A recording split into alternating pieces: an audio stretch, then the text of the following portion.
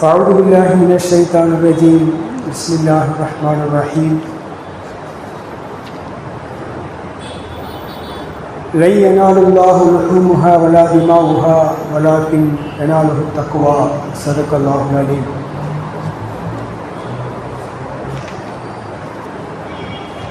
وقال رسول الله صلى الله عليه وسلم ما هذه الأضاحي يا رسول الله؟ قال سنتي وسنة أبي إبراهيم عليه السلام صدق رسول الله صلى الله عليه وسلم. அளவற்ற அருளாளனும் நிகரற்ற அன்புடையவனுமாகிய அல்லாஹ்வின் பெயரால் ஆரம்பம் செய்கிறேன். அல்லாஹுடைய ஸலவாத்தும் ஸலாமும் நபிகள் நாயகம் ரசூலுல்லாஹி ஸல்லல்லாஹு அலைஹி வஸல்லம் அவர்கள் மீதும், அருமை சஹாபாக்கள், தாபிஈன்கள், தபஅ தாபிஈன்கள், சாலிஹீன்கள், ஷுஹதாக்கள், நல்லடியார்கள், குறிப்பாக நம் அனைவர்கள் மீதும் நிறைவாக உண்டாவதாக. ஆமீன். கண்ணியமும் சங்கையும் பொருந்திய அல்லாஹ்வின் நல்லடியார்களே, எல்லாம் வல்ல அல்லாஹுவின் பேரருளால் துல்ஹஜா மாதத்தின் 3வது ஜும்ஆவிலே அமர்ந்திருக்கிற நாம், மொத்த உலகமும் எதிர்பார்த்து கொண்டிருக்கக்கூடிய ஒரு நாளை நாமும் எதிர்பார்த்து கொண்டிருக்கிறோம். ஒட்டுமொத்த உலக மக்களும் துல்ஹஜ் மாதத்தில் புனிதமிக்க ஹரம் ஷரீஃபில் ஒன்று கூடி தல்பியா முழக்கத்தோடு அங்கே அல்லாஹுவை அவர்கள் அழைப்பதும், அதே சமயத்தில் துல்ஹஜ் 10ஆம் நாளன்று உலக மக்கள் அனைவருமே அல்லாஹ்வுக்காக வேண்டி செய்யக்கூடிய தியாகம் என்ற ஒரு குர்பானி என்ற அமலும் ஒரு குடும்பத்தின் தியாகத்தை நினைவுபடுத்ததா.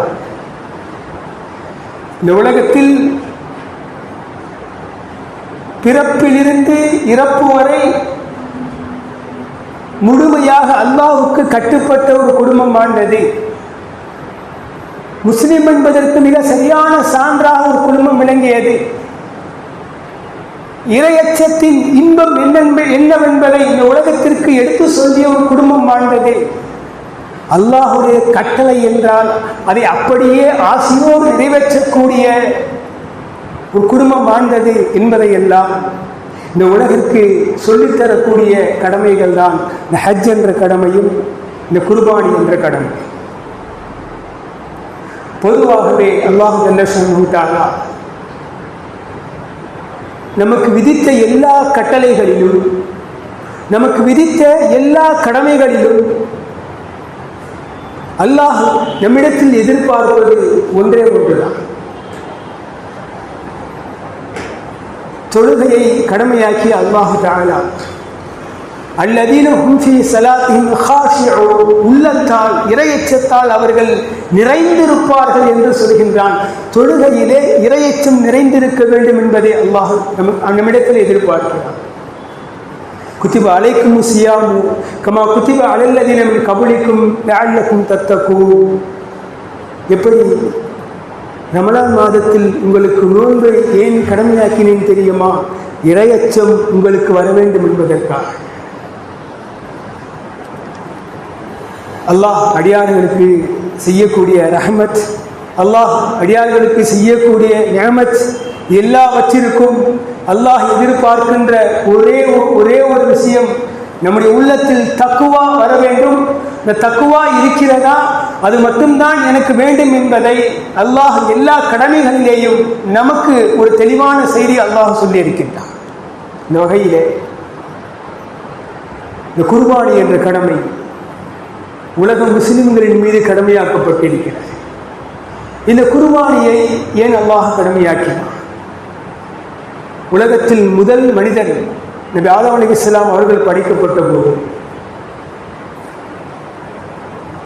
ஆதம் அலைஹிஸ்ஸலாம் அவர்களுக்கு 2 ஆண் பிள்ளைகள். 2 ஆண் பிள்ளைகள் ஒரு பெண்ணை திருமணம் செய்யும் விஷயத்திலே போட்டி வருகிறது. இப்ப அல்லாஹ் ஒரு குர்பானியை கொடுக்கும்படி யோகிக்கிறான். ஆதமுடைய மக்கள் 2 நபர்களும் குர்பானி கொடுக்க வேண்டும். இந்த உலகத்திலே முதலில் அல்லாஹ் விதியாக்கிய கடமை என்ன? குர்பானி.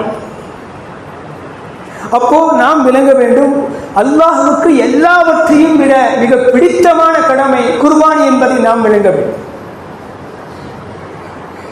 இப்ப 2 நபர்களிலே ஒருவர் கொடுத்த குர்பானியிலே இறையச்சம் தெரிந்தது, இஹ்லாஸ் கலந்திருந்தது, அதை அல்லாஹ் கபூல் செய்தான் என்று திருக்குர்ஆனிலேயே இந்த வரலாறு பேசப்படுகிறது.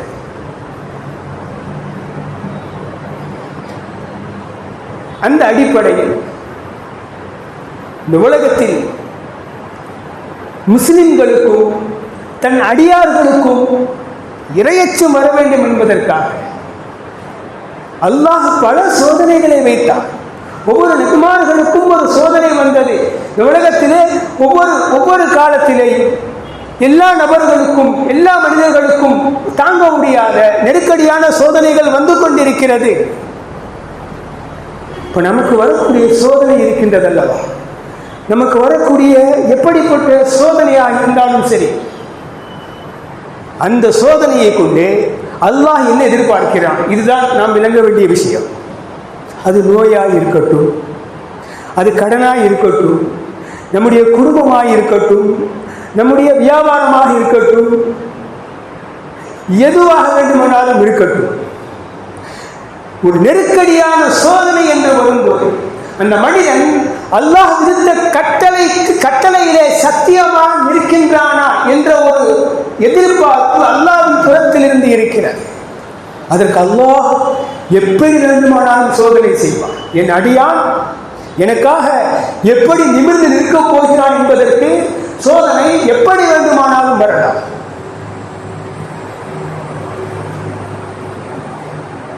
இப்ராஹிம் அலைஹிஸ்ஸலாம் அவர்களுக்கு சோதனை இப்படித்தான் வந்தது.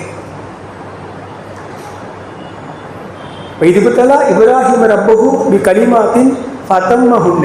அல்லாஹ் சொல்கின்றான், ஒரு வார்த்தை சொன்னால் போதும் அப்படியே செய்வார். இந்த வசனத்திற்கு சுருக்கமாக பதில் சொல்ல வேண்டுமானால், ஒரு வார்த்தை சொன்னால் அப்படியே செய்வார்.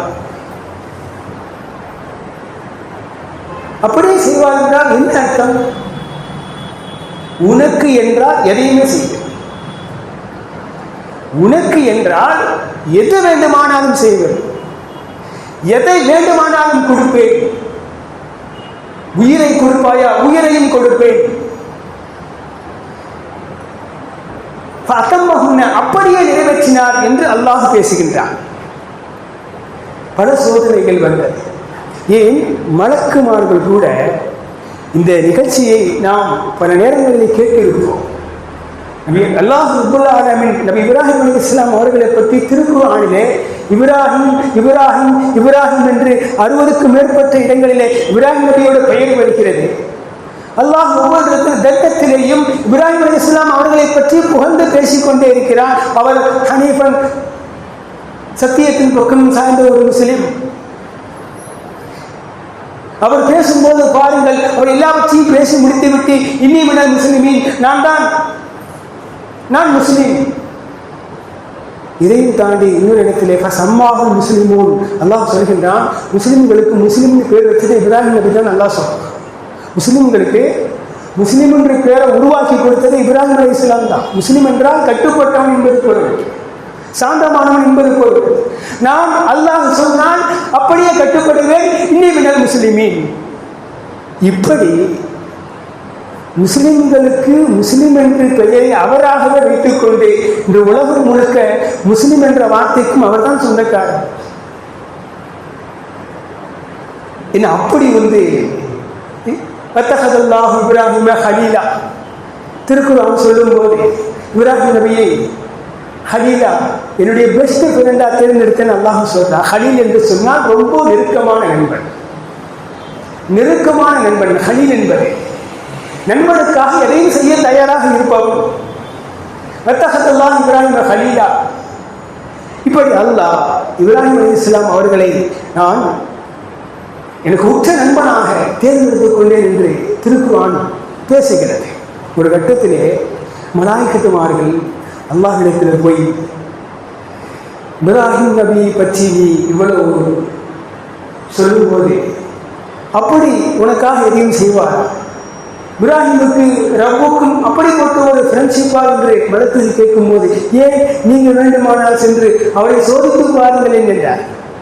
இப்ராஹிமுக்கு சோதிச்சுப்பார், எனக்குன்னா எதையும் செய்வார், சாதாரண ஆள் கிடையாது, என்ன கேட்டாலும் கொடுப்பார். மலக்குமார்கள்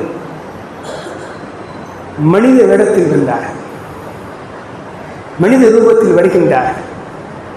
ஒரு காட்டு பகுதி, இப்ராஹிம் அலைஹிஸ்ஸலாம் ஆடுகளை வைத்துக் கொண்டிருந்தார். நாம் கேட்ட செய்தியாக இருக்கட்டும், கேட்ட செய்தி தான். எத்தனை ஆடு? இப்ராஹிம் நபி மொத்த உலகத்திலேயும் இருக்கின்ற கோடீஸ்வரர்களை ஒன்று சேர்த்தால் இப்ராஹிம் நபி தான் மிகப்பெரிய கோடீஸ்வரர். ஒரு 5000 ஆண்டுகளுக்கு முன்னால் நடக்கின்ற செய்தி இது. ஆடுகளை வைத்துக் கொண்டிருக்கின்றார். எத்தனை ஆடு? சுமார் வரலாற்று குறிப்பின்படி இப்ராஹிம் நபியிடத்திலே 2 லட்சம் ஆடுகள் இருந்தது வரலாறு சொல்கிறது. அன்றைய தினத்திலே 2 லட்சம் ஆடுகளுக்கு சொந்தக்காரர். அவர்களை மிஞ்சிய கோடீஸ்வரன் லட்சாதிபதி எவனும் இருக்க முடியாத உலகத்தில். 5000 ஆண்டுகளுக்கு முன்னால் 2 லட்சம் ஆடுகளுக்கு சொந்தமான ஒரு மனிதர். ஒரு சப்தம் வருகிறது, எங்கோ ஒரு மூலையிலிருந்து ஒரு சப்தம் வருகிறது. அந்த சப்தத்தை கேட்டவுடன் சப்தம் அந்த திசையை நோக்கி ஓடுகின்றார்கள். என்ன சப்தம் அது? சுப்போகும் குத்தூசும் ரப்புனா ரப்புல் மலாய்க்கத்தி வரோ, யாரோ ஓடுகிறாங்க. சுப்போகும் அல்லாஹ் தூய்மையானவன், பரிசுத்தமானவன். குத்தூசும் அவன் மிக மிக தூய்மையானவன். ரப்புனா ரப்புல் மலாய்க்கத்தி வரோ, எங்களோட ரப்பும் அவன்தான், மலக்குமார்களுடைய ரப்பும் அவன்தான். இப்படி அல்லாஹ்வை ஓடக்கூடிய சப்தம் அந்த திசையை நோக்கி ஓடினார்கள். அங்கே ஒருவர் இந்த தஸ்பீஹை ஓடிக்கொண்டிருக்கிறார். நீங்கள் தான் ஓடினீர்களா? என் ரப்பை புகழ்ந்தீர்களா?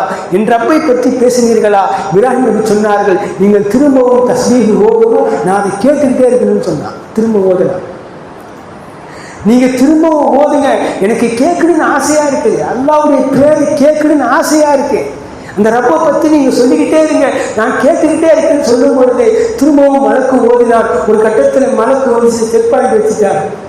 இனிமே ஓட முடியாது. நான் ஓதணும்னா உங்களுடைய அல்லாஹ்வை நான் புகழணும்னா நீங்க என்ன தருவீங்கன்னு கேட்டார். அடுத்த காலம் யோசிக்கவே இல்லை. அல்லாஹ்வுடைய தஸ்பீஹை கேட்கறதுக்காக ஏதாவது நீ தரியான்னு கேட்கும் பொழுது அடுத்த காலம் யோசிக்கவே இல்லை. நீ ஆட்டு மந்தையில் பாதியை தரேன்ட்டாங்க. சரி கொடு, பாதி ஆடு கொடுத்தாச்சு, 1 லட்சம் ஆடு கொடுத்தாச்சு. தஸ்பீஹ் ஓதப்பட்டது. இன்னும் ஒரு முறை ஓடுங்கள் என்று சொல்லும்போது மீதம் உள்ள ஆடையின் தாரியா, சரி அதையே கொடுத்துட்றேன், இந்த ஆட்டை எல்லாம் நீங்களே வச்சுக்கோங்க, நீங்கள் தஸ்பீஹ் ஓடுங்க, ரப்புடைய பேரை கேட்கணும், ரப்புடைய புகழை கேட்கணும். இந்த மலக்கு அங்கே தஸ்பீஹ் ஓடினால் எல்லா ஆடும் மலக்குக்கு சொந்தமாகிவிட்டது. திரும்பவும் தஸ்பீஹை கேட்க வேண்டும், நீங்கள் கொஞ்சம் ஓத வேண்டும் என்று சொன்னபோது வேற ஏதாவது தந்தா ஓதுவேன்னாரு. இல்லை, என்கிட்ட எதுவுமே இல்லை, இந்த ஆடெல்லாம் பராமரிக்க ஒரு ஆடு நிற்கிறதுக்கு ஆள் வேணுமா இல்லையா, அந்த ஆளா நீங்க என்ன வச்சுக்கிறீங்க, ஒரு வேலையாளா என்னை ஆக்கிக் கொள்ளுங்கள், என் ரப்பை புகழுங்கள், நான் கண்டிப்பாக தஸ்பீஹை கேட்க வேண்டும் என்று அந்த உச்சத்திற்கு போகும்போது மலக்குகள் அல்லாஹ்விடத்திலே சரணடைகின்றார். உன் நண்பனை யாராலும் வெல்ல முடியாது. உன் நண்பர் இப்ராஹிம் உனக்கு தகுந்த நண்பர் தான். உன் கட்டளைக்கு மாறு செய்யாத ஒரு சத்திய மனிதர் என்பதை அல்லாஹ்விடத்திலே சென்று மலக்குமார்கள் ஒப்புக்கொண்ட இந்த செய்தி வரலாற்றில் பதிவாகிறது என்று சொன்னார். இப்படி ஒரு முஸ்லிம் உலகத்தில் வாழ்ந்தார். ஒரு முஸ்லிமுக்கு என்ன தகுதி, ஒரு முஸ்லிம் வாழ்வதற்கு யாரை பின்பற்ற வேண்டும்? இப்ராஹிம் அலைஹிஸ்ஸலாம் அவர்கள் தான் பின்பற்ற வேண்டும். எல்லா சோதனையும் முடிந்தது. எல்லா சோதனையும் முடிந்த பிறகு அல்லாஹ் ரப்புல் ஆலமீன் இப்ராஹிம் அலைஹிஸ்ஸலாம் அவர்கள் திருமணத்தை முடித்த பிறகு ரொம்ப நாளா குழந்தை இல்லை. இப்ராஹிம் அலைஹிஸ்ஸலாம் அவர்களுடைய 84வது வயதில் அவர்களுக்கு ஒரு குழந்தை பிறக்கிறது. இது நீண்ட வரலாறு. நம்முடைய உள்ளத்திலே ஈமானுடைய யக்கீனுடைய உறுதி எப்படி இருக்க வேண்டும் என்பதற்காக இப்ராஹிம் அலைஹிஸ்ஸலாம் அவர்களே புரட்ட நமக்கெல்லாம் ஒரு உயர்ந்த ஈமானுடைய நம்பிக்கை வர வேண்டும். வந்தால் தான் நாம் முஸ்லிம், வரலன்னா அந்த தகுதியை இழந்து விட்டோம். எல்லாத்தையும் அசால்ட்டா அல்லாஹ் எதை சொன்னாலும் செய்து முடித்த இப்ராஹிம் அலைஹிஸ்ஸலாம் அவர்கள் ஒரு கட்டத்திலே குழந்தை பிறந்தது. அந்த குழந்தையையும் அந்த தாயையும் மக்காவிலே அல்லாஹ் விட சொன்னால் விட்டு சென்று விட்டார்கள். 13, 14, 12 ஆண்டுகளுக்கு பிறகு ஒரு பெரிய சோதனை வருகிறது. ஒரு நாள் கனவு காண்கின்றார். அந்த கனவில் தான் பெற்றெடுத்த பாச பிள்ளையை அறுப்பதாக பார்த்தார்கள். அப்படியே எழுந்து பலஸ்தீனிலிருந்து புறப்பட்டு மக்காவை நோக்கி வரும்போது அந்த மக்கமா நகரத்திலே தன்னுடைய பாசப்பிள்ளை இஸ்மாயில் அலைஹிஸ்ஸலாம் அவர்கள் சிறுவர், ஒரு சின்ன வாலிபர், ஒரு 12 வயது முதல் 15 வயதுக்கு உட்பட்ட ஒரு வாலிபர் அந்த பிள்ளையை பார்த்த பிறகு கூட பாசத்தை கட்டுப்படுத்தினார். அல்லாஹ்விடத்தில் கேட்டு கேட்டு வாங்கிய குழந்தை அல்லவா, பாசத்தோடு பராமரித்து வளர்த்த குழந்தை அல்லவா. அழகாக பேசினார்கள் அந்த பிள்ளை இடத்திலே. இன்னி அராஃபில் அனாமி இன்னி அராஃபில் மனாமி என்பா, நான் ஒரு கனவு கண்டப்பா. அன்னி அதுவாக பங்குரு மாதா தரா, உன்னை அடுத்து பணியிடுற மாதிரி கனவு கண்டேன். பல்லுறு மாதா தரா, நீ என்ன சொல்ற, என்ன நடக்கும்? நம்முடைய குடும்பத்தில் நம்முடைய அன்றாட வாழ்க்கையிலே ஒரு தந்தைக்கும் மகனுக்கும் இப்படி ஒரு உரையாடல் நடந்தால் என்ன நடக்கும்? நடந்தது. இதுவெல்லாம் சாத்தியமா என்று யோசிக்கலாம். நடந்த விஷயம் நடந்தது. அல்லாஹ்வுக்கும் அடியானுக்கும் இடையே நடந்த போராட்டத்தில் குழந்தையை பலி கொடுக்க தயாரா, நான் தயார் என்று ஒரு சத்திய முஸ்லிம் வாழ்ந்தார். அழகான குழந்தை வளர்ப்பிற்கு பெயர் போன, குழந்தை வளர்ப்பிற்கு முன்மாதிரியாக திறந்த இப்ராஹிம் அலைஹிஸ்ஸலாம் அவர்கள் குழந்தை எப்படி வளர்த்தார்கள்? அந்த வளர்ப்பு பிள்ளை, அந்த சிறிய பிள்ளை சொன்ன வார்த்தை நமக்கு ஒரு பாடம். 12 வயது இஸ்மாயில் அலைஹிஸ்ஸலாம் அவர்கள் அடுத்த வார்த்தை சொன்னார்களே, அந்த வார்த்தை நம்முடைய பிள்ளைகளுக்கெல்லாம் ஒரு மிகப்பெரிய பொக்கிஷம். நம் பிள்ளைகள் உள்ளத்திலே ஈமான் எப்படி வர வேண்டும் என்பதை இஸ்மாயில் நபி அவர்கள் சொன்ன வார்த்தையை நாம் கவனிக்க வேண்டும். நம் பிள்ளைகளுக்கு சொல்லிக் கொடுக்க வேண்டும். 12 வயதில் இஸ்மாயில் அலைஹிஸ்ஸலாம் பேசினார்களப்பா, அவங்க வாப்பா உன்னை அறுக்கிற மாதிரி கனவு கண்ட, அல்லாஹ் உன்னை அழுத்து பலியிட சொல்லிட்டான்.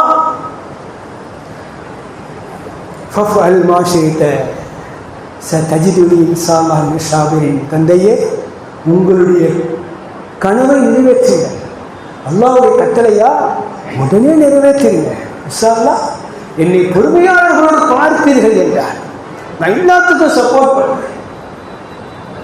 உச்சகட்ட சோதனை. ஒரு அடியான் அல்லாஹ் சொன்னால் செய்ய தயாராக இருக்கிறானா என்பதற்கு அல்லாஹ் வைத்த சோதனை என்ன? தக்வா, இறையச்சம் மட்டும்தான் உள்ளத்தில் இருக்க வேண்டும். பிள்ளைக்கு தந்தை பாசம் வந்துவிடக்கூடாது, தந்தைக்கு பிள்ளை பாசம் வந்துவிடக்கூடாது, தாயின் குறுக்கீடு இருக்கக்கூடாது, எந்த ஒரு தடையும் இருக்கக்கூடாது. அல்லாஹ்வுக்காக உன்னை நிறைவேற்ற துவங்கிவிட்டால் தக்வா இருக்கிறதா? அல்லாஹ் சொன்னா செய்ய போறேன், அல்லாஹ் சொன்னா செய்ய போறேன், இதுதான் அல்லாஹ் எதிர்பார்த்தான். இந்த கத்தியை கழுத்தில் வைக்கும் போது அல்லாஹ் கத்திக்கு போட்ட கட்டளை நீ அறுக்கக்கூடாது, அறுபடவில்லை. இப்ராஹிம், நீங்கள் வெற்றி அடைந்து விட்டீர்கள். நான் வைத்த எல்லா சோதனையிலும் நீங்கள் வெற்றி அடைந்து விட்டீர்கள். உங்களை பார்த்து எனக்கு அவ்வளவு பெருமையாக இருக்கிறது. என் அடியான் என்று நீங்கள் நிரூபித்து விட்டீர்கள். இப்போது நாம் உணர்வோம், உண்மை முஸ்லிம்கள் அல்லாஹ்வுடைய கட்டளைக்கு எப்படி அடிபணிய வேண்டும் என்பதற்கு அழகிய உதாரணம் இப்ராஹிம் அலைஹிஸ்ஸலாம் அவர்கள் தான். மகனை அறுக்கும் சோதனையிலும் கூட அங்கே அல்லாஹ் உள்ளத்தில் இரையச்சம் இருக்கிறதா என்று பார்த்தான். இப்ராஹிம் உள்ளத்தில் இரையச்சம் இருந்தது. அதே கோணத்தில் தான் நம்மையும் பார்க்கின்றான். நமக்கு எப்படிப்பட்ட சோதனை வந்தாலும் அந்த சோதனையான நேரத்திலேயும் நம் உள்ளத்தில் இரையச்சம் இருக்க வேண்டும். இரையச்சம் வருகிறதா? அது கடனாக இருக்கட்டும், அது வியாபாரமாக இருக்கட்டும், அது நோயாக இருக்கட்டும், எந்த நெருக்கடியான சோதனை வந்தாலும் அல்லாஹ்வை அஞ்சி வாழ வேண்டும். அல்லாஹ்வுக்கு பயந்து நடக்க வேண்டும். சோதனைக்கு பயந்து ஈமானை இழந்துவிடக் கூடாது. சோதனைக்கு பயந்து மார்க்கத்துக்கு புறம்பாக நடந்துவிடக் கூடாது. சோதனை எப்படி வந்தாலும் அல்லாஹ் பார்க்கிறான். இது அல்லாஹ் நமக்கு கொடுத்த சோதனை. இந்த சோதனையிலே அல்லாஹ் இறையச்சத்தை பார்க்கிறான் என்ற உணர்வு வர வேண்டும். இதுதான் இப்ராஹிம் அலைஹிஸ்ஸலாம் அவர்களுக்கு அல்லாஹ் வைத்த சோதனை. அந்த சோதனையில் வெற்றி கண்டதின் காரணமாக இன்று உலகம் முழுக்க அல்லாஹ் ஜல்ல ஷானஹு தஆலா அதே நாளில் அதே இடத்தில் ஹாஜிகள் குர்பானை கொடுக்க வேண்டும் என்பது கட்டளை. அதே நாளில் உலக முஸ்லிம்கள் ஒவ்வொருவரும் ஒரு பிராணியை அறுத்து எனக்காக தியாகம் செய்ய வேண்டும் என்பது அல்லாஹ்வுடைய கட்டளை. காரணம், ஒரு குடும்பம் தன் சொந்த பிள்ளையே அறுத்து பலியிட தயாரான ஒரு சோதனையில் கண்ட வெற்றியின் மறுபக்கம்தான் குர்பான் என்ற கடமை.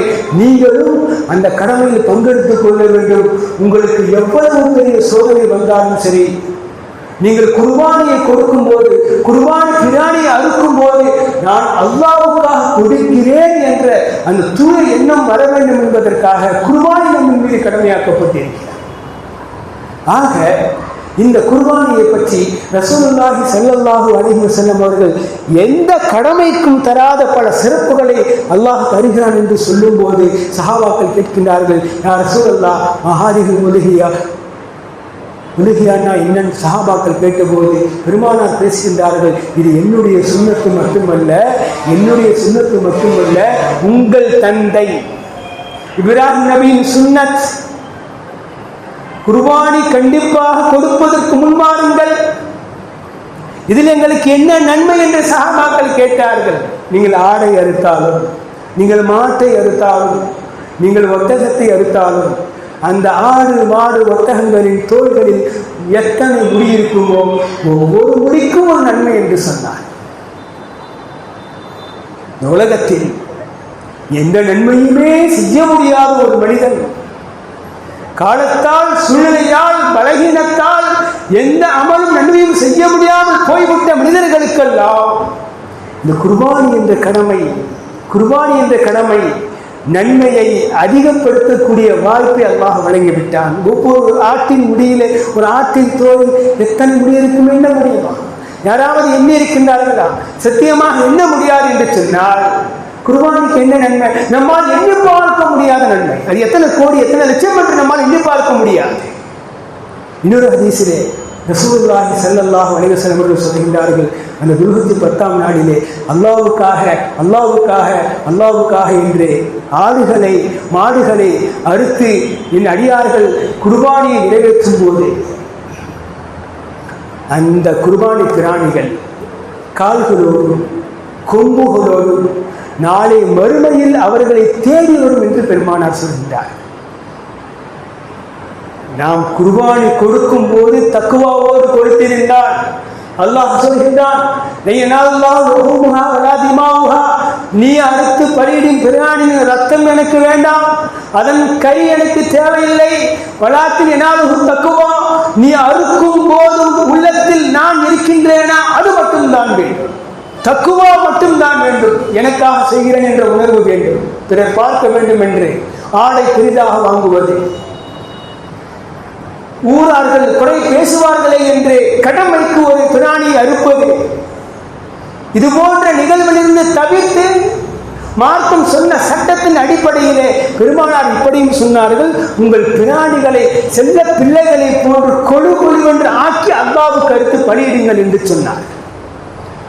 அதையும் தாண்டி ஒரு மிகப்பெரிய சிறப்பு பெருமானார் சொன்ன விஷயம், நாம் ஒரு 60 ஆண்டு காலம் வாழ்ந்திருக்கின்றோம். இந்த 60 ஆண்டு காலத்திலே நாம் எவ்வளவு தவறுகள் பாவங்கள் செய்திருப்போம். இங்கே பெருமானார் அதற்கும் ஒரு தீர்வு சொல்கின்றார்கள். துல்ஹஜ் 10ஆம் நாள் அன்று ஒரு அடியான் தன் குர்பானி பிராணியை அறுக்கும் போது அந்த கழுத்திலிருந்து, பிராணியின் கழுத்திலிருந்து முதல் சொட்டு ரத்தம் பூமியிலே விழுவதற்கு முன்னால் அவருடைய எல்லா பாவங்களையும் அல்லாஹ் மன்னிப்பதாக வாக்களித்திருக்கின்றார். எல்லாவற்றிற்கும் தீர்வு இருக்கிறது. ஆக இன்ஷா அல்லாஹு தஆலா ஒரு உண்மையான முஸ்லிமுக்கு உண்டான அடையாளம், தத்துவம், ஏகத்துவத்திலே அல்லாஹ் ஒருவன் என்ற கொள்கையிலே தக்குவாவின் உச்சத்தை வெளிப்படுத்தும் விஷயத்திலே ஹஜ் என்ற கடமையிலேயும் குர்பானி என்ற கடமையிலேயும் ஒரு குடும்பம் செய்த தியாகம் இருக்கிறது. அந்த குடும்பத்தின் வம்சாவளிதான் நாம். முழுக்க முழுக்க அவர்களைத்தான் பின்பற்ற வேண்டும். அந்த வரிசையிலே நாமும் இன்ஷா அல்லாஹு தஆலா நாம் இந்த ஆண்டு குர்பானியை அனைவரும் கடமையானவர்கள், சக்தி பெற்றவர்கள் குர்பானி நிறைவேற்றுவோம். இன்ஷா அல்லாஹு தஆலா குர்பானியின் சட்டங்கள், குர்பானி யார் மீது கடமை என்ற விஷயங்கள் எல்லாம் வரும் வாரங்களிலே பேசப்படும். எல்லாம் வல்ல அல்லாஹ் ரப்பல் ஆலமீன் நாம் கேட்டதின்படியும் சொன்னதின்படியும் நல்ல அமல் செய்யும் பாக்கியத்தை நம் அனைவருக்கும் தந்தருள்வானாக. வாஹிர் தஅவானா வல்ஹம்துலில்லாஹி ரப்பில் ஆலமீன். அஸ்ஸலாமு அலைக்கும் வரஹ்மத்துல்லாஹி வபரகாத்துஹு.